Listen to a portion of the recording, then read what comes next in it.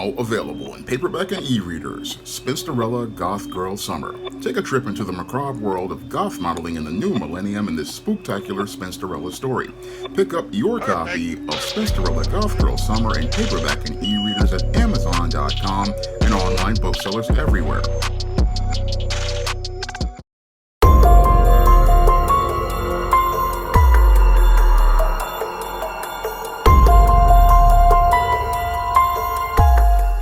A Maryland Lowe's worker was convicted of murdering an old woman with a forklift in the parking lot of a Maryland Home Depot.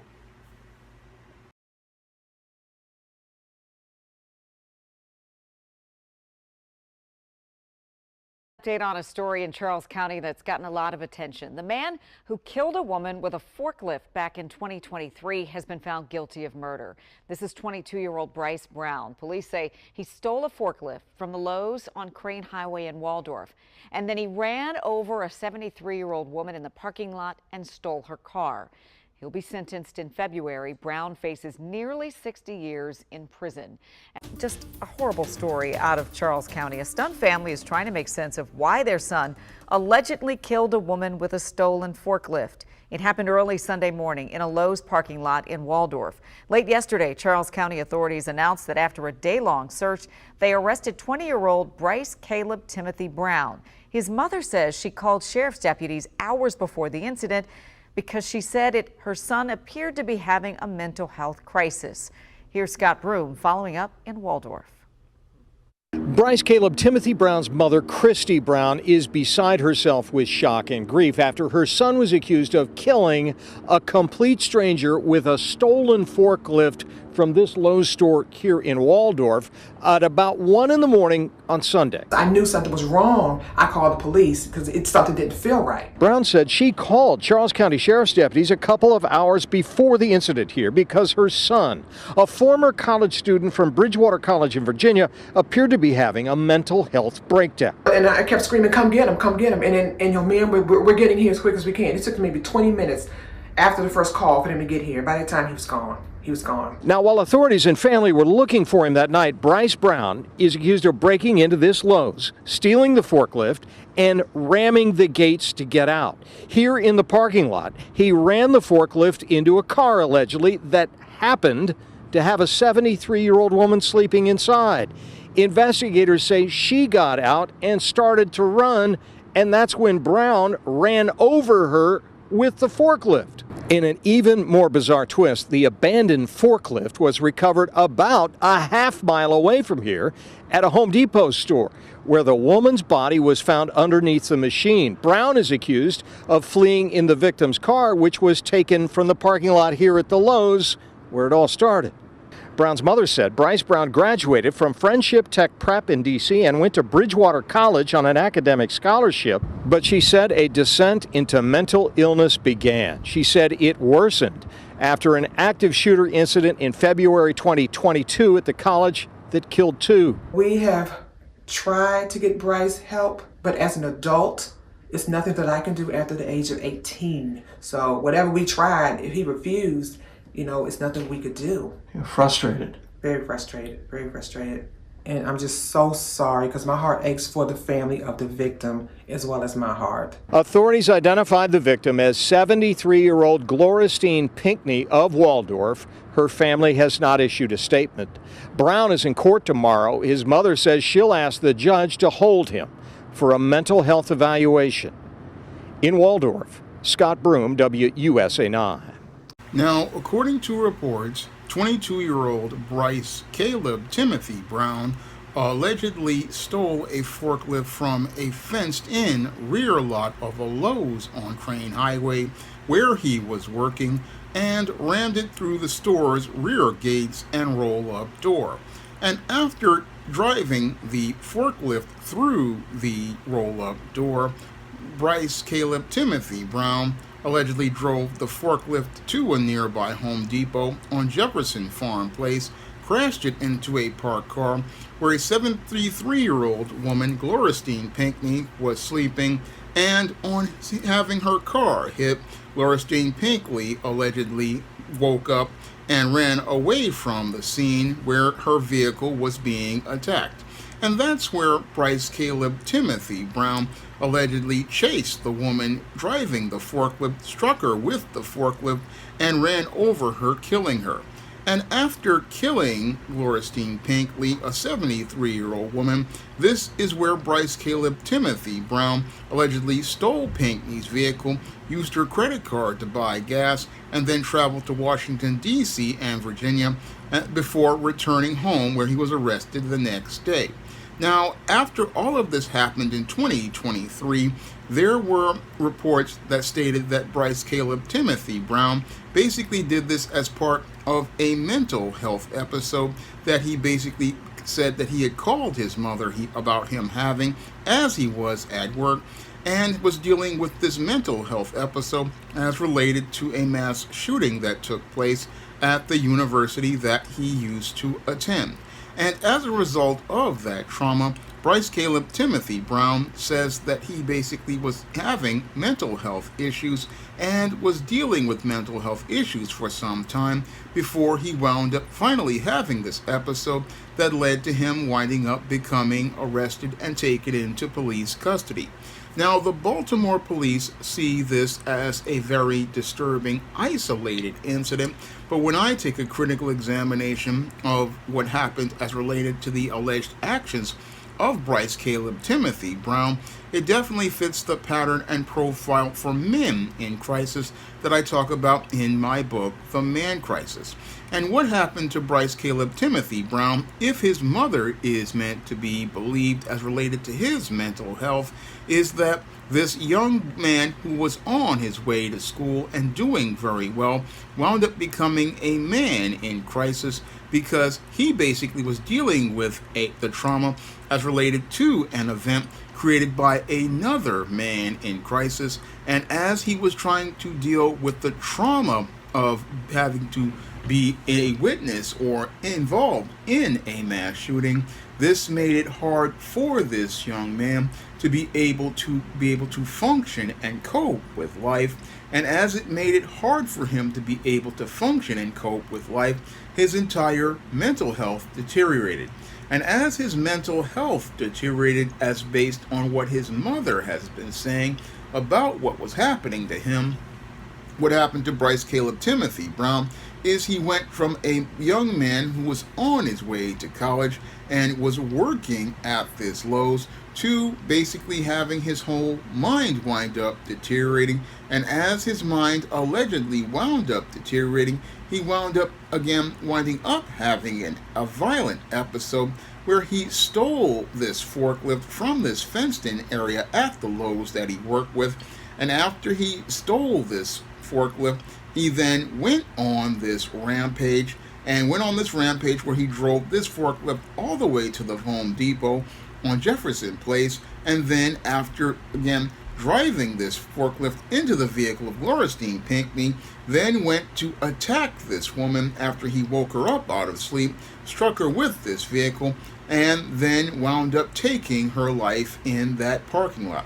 Now, what really has me thinking that this story might be somewhat suspect is that this guy's actions after he wound up having that episode in stealing Pinckney's vehicle that he had damaged and using that credit card, that's where I would think that possibly his actions were suspect as related to this claim of mental illness, because stealing the vehicle and then using the credit card show some semblance of sanity and possibly have me thinking that this guy basically was not, again, mentally ill, as his mother speculates. Now, his mother may be on something as related to a possible mental illness, but I have to wonder if this guy was in the middle of an episode not related to mental illness, but possibly could be related to drugs, because the behaviors that are presented of Bryce Caleb Timothy Brown also fit within the whole pattern of individuals who have gone out here and taken drugs like fentanyl or taken drugs like crystal meth, and as they take those drugs and they wind up altering their minds, what happens to these individuals is that they wind up having these very erratic episodes, as related to out of control behavior. And as they have these episodes of very erratic and out of control behavior, this is where they wind up participating in the series and pattern of behavior as related to the kind of violence that this guy allegedly participated in and was convicted for, of stealing this forklift and then driving it to another store's parking lot and then attacking an old woman. That's what it's looking like to me. It possibly could be a case of this guy, again, getting a hold of some bad drugs like some marijuana, or getting involved with some fentanyl or some crystal meth, as he was possibly having this whole deterioration of his mental health, and having this deterioration of his mental health that basically, again, fits that whole pattern as related to the ongoing issues of this man crisis. And what happened here, sadly, with Bryce Caleb Timothy Brown is that he wound up falling through the cracks as related to his mental health, because he was, again, of legal age, and his mother really couldn't do anything about him. Sadly, she couldn't really do anything about this young man who had been a part of a very traumatic episode, according to some reports. And as he became part of that episode of traumatic events, what happened was he possibly was looking to try to find a way to cope with those events and continue on with his life. But that's if you believe his mother's point of the story, or if you believe what I am possibly speculating, this guy possibly, as related to that trauma, was possibly taking some sort of illegal drugs. Now, this is not confirmed by any reports, but I'm looking at the actions as related to the later part of this entire incident of stealing the vehicle, using the credit card to buy gas, and then returning home. This basically shows that there was some semblance of again, functionality as related to this young man who's in crisis. And this whole situation is quite troubling, because this young man basically went from being a guy who was on his way going to school to winding up becoming again a convicted felon who is now on his way to possibly getting 60 years in prison. 60 years in prison, going from, again, being able to go to college to now going to prison, possibly for the rest of his life, where he will now be getting a hard lesson from Bubba, Tiny, Roscoe, Big Dave, Melvin, and Mr. Sprinkles in how the penitentiary operates and the systems of the penitentiary. That's what's the really sad part of this story. But what's even sadder here is that this is another incident as related to the increasing and ongoing frequency of violence that these males are participating in. And what's really more tragic is that this guy came out of one mass shooting and wound up creating his own incident of violence, showing again how the man crisis in this country is getting progressively worse. And as it's getting progressively worse, sadly, here in America, nobody's acknowledging the man crisis in this country. And sadly, what's happening is that more men are falling through the cracks, becoming ticking time bombs, where it's not a matter of if they wind up destructing, but a matter of when they destruct. And sadly, they wind up taking the lives of innocent people. And as they wind up taking the lives of innocent people, like in this case of the 73-year-old woman, Lauristine Pinkley, again, innocent people wind up dying because we can't get the help for the men in this country who are in crisis and in desperate need of help in this country. That's the sad part that's going on. We have so many men that, again, nobody's acknowledging the suffering that they go through, and people basically shame these men who want to get help for themselves. They want to shame men who are trying to just get some help for themselves, or they make it hard for those men to get help for themselves. This guy basically, again, was in desperate need of help. His mother basically wanted to try to get him help, but he couldn't get help because, again, that's what the guy has to acknowledge. And again, I have to wonder if he was using drugs. I have to wonder if he was using drugs to medicate his pain, because when I look at this whole episode as related to this whole thing that he did at work, it definitely looks like something that somebody would do if they were smoking some weed, or they were taking something like PCP, or they were taking something like fentanyl or crystal meth. This is the type of episode that people have when they get on these kind of drugs, and that can exacerbate a mental health situation, and take a man who was on a road who was functioning to a road where he can wind up participating in an incident that leads to him winding up becoming a man in crisis. Now, if you want to learn more about identifying the behavior of a man in crisis, like in the case here, and deal with the issues that they deal with, like I deal with several chapters of the man crisis, like mass shooters in the man crisis, addiction and the man crisis, and other issues about the man crisis, and learn about what's really troubling many men here in this country, you can pick up my book, The Man Crisis, on Amazon.com in paperback and Kindle format. You can also find The Man Crisis at other online booksellers like Draft the Digital, Google Play, Barnes & Noble, and big box retailers like Walmart and Target. And if you'd like to see me talk more about the man crisis going on in this country, with many men going on here, you can drop a donation to the Patreon, PayPal, or Cash App to help me stay on the air. That's all I have to say for this video. You can comment, rate, and subscribe. Now available in paperback at e-readers, ISIS, Dark Incubus. The goddess next door gets enthralled in a romantic entanglement with an evil incubus in this all-new ISIS series adventure.